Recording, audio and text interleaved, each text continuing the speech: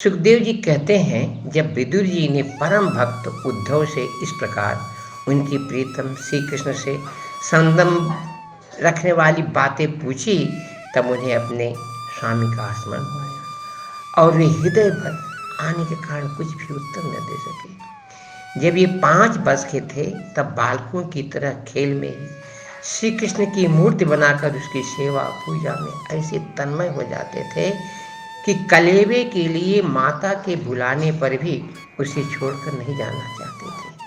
अब तो दीर्घ काल से उन्हीं की सेवा में रहते रहते ये बूढ़े हो चले थे।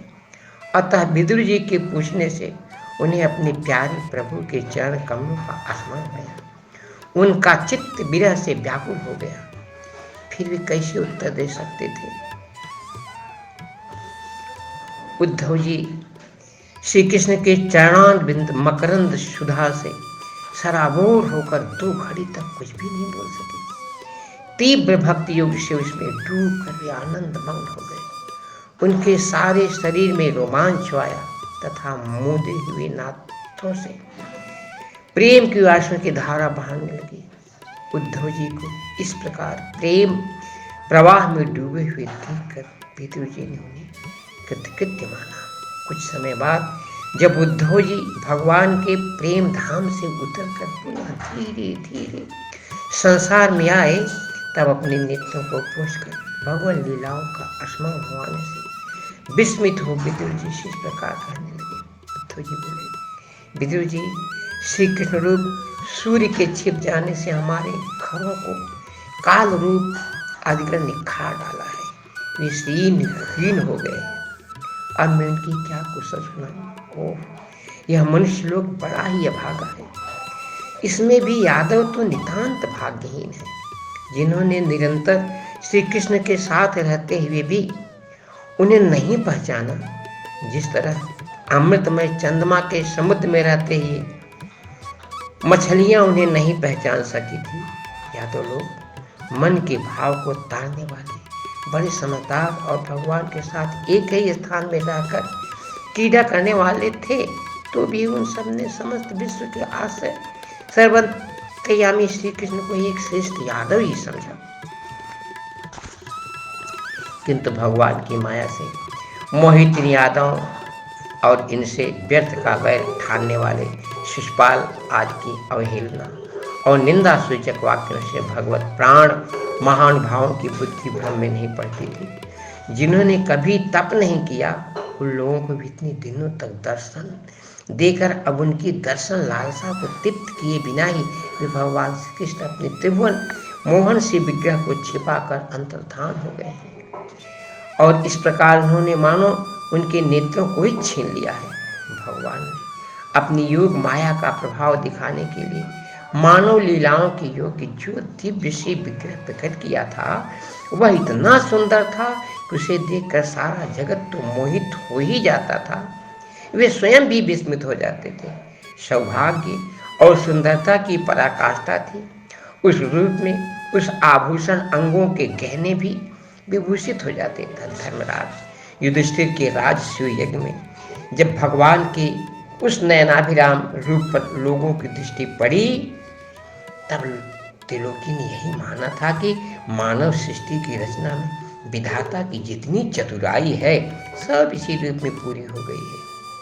उनके प्रेमपूर्ण हास्य विनोद और लीलामय चितवन से सम्मानित होने पर ब्रज बालाओं की आंखें उन्हीं की ओर लग जाती थी और उनका चित्त भी ऐसा तल्लीन हो जाता था कि वे घर के काम धंधों को अधूरा ही छोड़कर जड़ पुतलियों की तरह खड़ी रह जाती थी। चराचर जगत और प्रकृति के स्वामी भगवान जब अपने शांत रूप महात्माओं को अपने ही घोर रूप असुर से सताए जाते देखा, तभी करुणा भाव से द्रवित हो गए और अजन्मा होने पर भी अपने वंश बलराम जी के साथ काष्ठ में अग्नि के समान प्रकट हुए। अजन्मा होकर भी वसुदेव जी की यहाँ जन्म लेने की लीला करना, सबको अभय देने वाले होने पर भी मानो कंस के भय से ब्रज में जाकर छिप रहना और अनंत पराक्रमी होने पर भी कालयवन के सामने मथुरापुरी को छोड़कर भाग जाना भगवान की लीलाएं याद आकर मुझे बेचैन कर डालती है। उन्होंने जो देवकी वसुदेव की चरण वंदना करके कहा था, पिताजी माताजी, कंस का बड़ा भय रहने के कारण मुझसे आपकी कोई सेवा न बन सकी। आप मेरी इस अपराध पर ध्यान न देकर मुझ पर प्रसन्न हो। श्री कृष्ण की ये बातें जब याद आती है तब आज भी मेरा चित्त अत्यंत व्यथित हो जाता है। जिन्होंने काल रूप अपने भ्रिकुट विलास से ही पृथ्वी का सारा भार उतार दिया था, उन श्री कृष्ण के पाद पद्म पराग का सेवन करने वाला ऐसा कौन पुरुष है जो उसे भूल सके। आप लोगों ने राजसूय यज्ञ में प्रत्यक्ष ही देखा था। श्री कृष्ण से द्वेष करने वाले शिशुपाल को वह सिद्धि मिल गई जिसकी बड़े बड़े योगी भली भांति योग साधना करके अस्पृहा करते रहते हैं। उनका बिना भला कौन सा सकता है। शिशुपाल के ही समान महाभारत युद्ध में जिन दूसरे योद्धाओं ने अपनी आंखों से भगवान श्री कृष्ण के नयनाभिराम मुख कमल का मकरंद पान करते हुए अर्जुन के बाणों से बिधकर प्राण त्याग किया, वे पवित्र होकर सबके सब भगवान के परमधाम को प्राप्त हो गए। स्वयं भगवान श्री कृष्ण तीनों लोकों के अधीश्वर हैं। उनके समान भी कोई नहीं है, उनसे बढ़कर तो कौन होगा। वे अपने स्वतः सिद्ध ऐश्वर्य से ही श्रद्धापूर्ण काम है।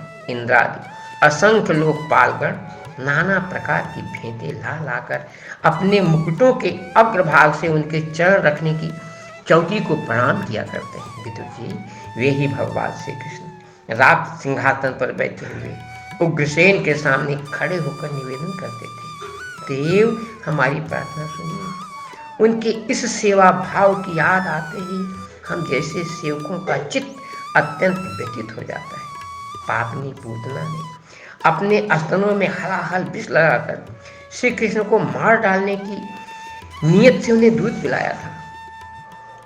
उसको भी भगवान ने वह परम गति दी जो धाय को मिलनी चाहिए।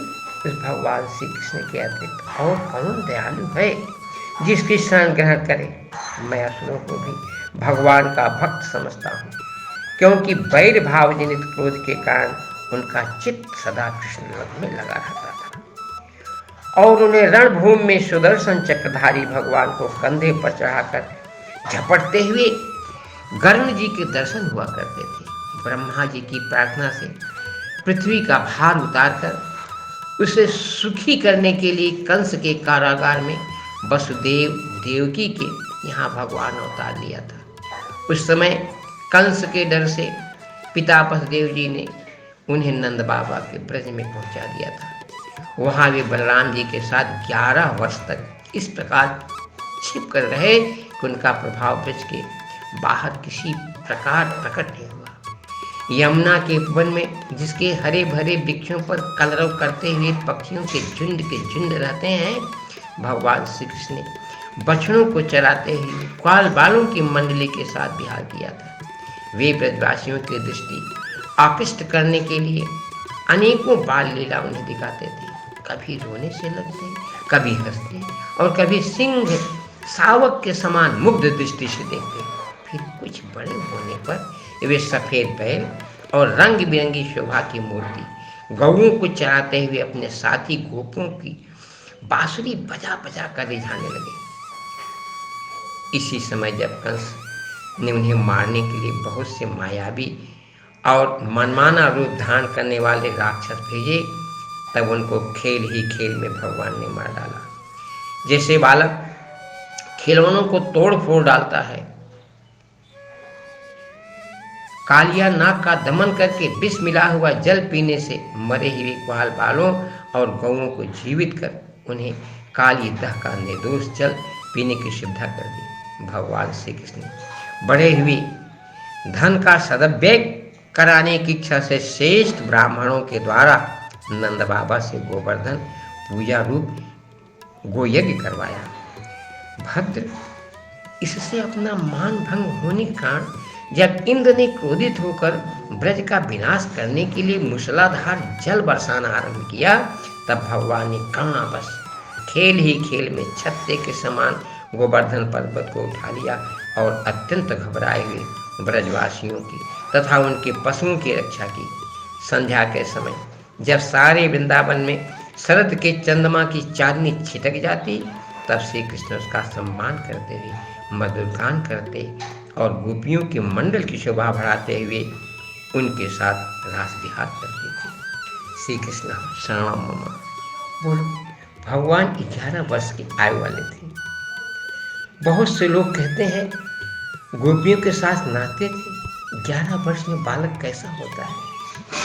ऐसे भागवत को पवित्र रखो। ये भागवतम पुराण है, इसमें शरीर से कोई संबंध नहीं है। जय श्री बालकृष्ण, जय श्री बालकृष्ण। स्वामी सतगुरु श्री अभय प्रपन्नाचार्य जी की कृपा से श्रीमद् भागवतम के तृतीय स्कंद के दूसरे अध्याय का संस्कृत पारायण प्रारंभ। अथ द्वितीयो अध्यायः। शिशुकोवाच इति भागवतः पृष्ठ छत्ता वार्ता प्रियास्त्वयां प्रतिवक्तुं न चोत्सेह औत्कण्ठ्यात् समृद्धीश्वरः। जः पञ्चहायनो मात्रा प्रातराशाय जाचितः तन्नैच्छन्द चयञ्जस्य सपरया बाललीलया।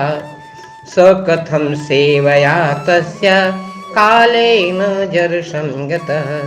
पृष्ठो वार्ता प्रतिब्रूयात् भर्तुः पादावनुस्मरन्। सः मूर्तमभूत्कृष्णीं कृष्णाङ्घ्रिसुधायाश्वसं किमेन भक्तियोगेन निमग्नः साधु निर्वृतः। पुलकोद्भिसन्न सर्वांगो मुञ्चन्नीमीलदुत्सासु च पूर्णर्थो लक्ष्यस्तस्तेन स्नेह प्रसर संप्लुतः। सनकैर्भगवल्लोकान्लोकं पुनरागतः विमिज्य नेत्रे विदुरं प्रत्याहोद्भव उत्सयन्। उद्धव उवाच कृष्णद्युमणिनिं लोचे घेने क्वज गरेणः किं नुनः कुशलं ब्रूयां गतिशेषु गृहे क्वाम्। दुर्भगो बत लोकोऽयं जदो नितरामपि ये संवंसन्ततो न विदुरः मीना इवोडुपम्। इंगिताज्ञा पुरप्रौढ एका रामाश्च सात्वताः सात्वतामिकभं सर्वे भूतावासमंसत। देवस्य मायया तृष्टा ये चान्यत्र सदाश्रिताः भ्राम्यते धीर्न तद्वक्यैरात्मन्युक्ताप्तमनोहरौ। परदर्शयात् तप्त तपसा मवितृप्तदशां नृणाम् आदायन्तरदाध्यस्तु सबिम्बं लोकलोचनं। जन्मर्त्यलीलोपैकं स्वयोग मायाबलं दर्शयता गृहीतं। विषमापनं स्वस्य च सौर्भगर्धे परं पदं भूषणभूषणाङ्गम्। जद्धर्मशूनोर्वत राजसूये निरीक्ष्य दुःस्वस्त्ययनं तिरोक्य। कात्स्येन चादेहगतं विधातुर्वाक्सितौ कौशलमित्यमन्यत्। यस्यानुरागाप्लुतहासरास लीलावलोकप्रतिलब्धमानाः भजस्तयो दिग्भिर्नुप्रवृत्तधियो वतस्थो किल कृत्यशेखाः। स्वशान्तरूपे क्षितिरे स्वरूपैरभ्यर्धमाने खनुकम्पितात्मा। परावरेशो महदंसयुक्तो यजेऽपि जातो भगवान् यथाग्निः। ॐ मां खेदयत्ते दजस्य जन्म विडम्बनं यद्वसुदेवगेः। ब्रजे च वासोदिभयादिव स्वयं पुरा दिव्यात्सीद्यदनन्तवीर्यः। दुनोति चेत स्मरतो ममैतद् जदाह पादाभिवन्द्यपित्तोः। ताताम्ब कंसा दुरुशङ्कितानां प्रसीदितः नोकित निष्कृतीनां। को वा अमुख्याङ्घ्रिसरोजुरेणुं विस्मर्तुमीशेत् पुमान् विजिघ्नः। जो विस्फुरद्भ्युवितेपेन भूमेर्भारं कृतान्तेन तिरस्यकारः दृष्टा भवद्भिर्ननु राजसूये चैद्यस्य कृष्णं दिखतोऽपि सिद्धिः यां योगिनः संस्पृहयन्ति सम्यक् योगेन कंस्तद्विरहं सहेत तथैव चान्ये नरलोकवीरा य आहवे कृष्णमुखारविन्दं नेत्रैः पिबन्तो नयनाभिरामं पार्थास्तपूता पद्मा पुरुष्य स्वयं त्वसम्यातिशयत्यधीशः स्वराज्यलक्ष्म्याप्तसमस्तकामः बलिं हरिद्भिश्चरलोकपालैः किरीटकोटिदिदपादपीठः तत्तस्य कैङ्कर्यमलम्बितान्नो विकलाय पप्त्यङ्ग जदुग्रसेनं तिष्ठिन्निकर्णं परमेष्टिधिष्णे न्यबोधयद्देव निधारयेति अहो बकीब्जं स्तनकालकूटं जिघांसया पाय यदप्यसाध्वी लेभे गतिं धातुचितं तत्त्वन्यं कम्बादयालुं शरणं व्रजेम मन्येश्वरान् भागवतांस्तधीषु संरभ्यमार्गाभिनिविष्टिचित्तान् जे संयुगेच्छत् ताक्षरपुत्रमंसे सुनाभया युद्धभापतन्तं वसुदेवस्य देवक्यां जातो भोजेन्द्रबन्धने चिकीर्ष भगवानस्य सामजेनाभियाचितः ततो नन्दविजं पिता कंसाद्विबिभ्यता एकादश समास्तत्ता गुढार्चिः सबलोवशत परीतो वत्स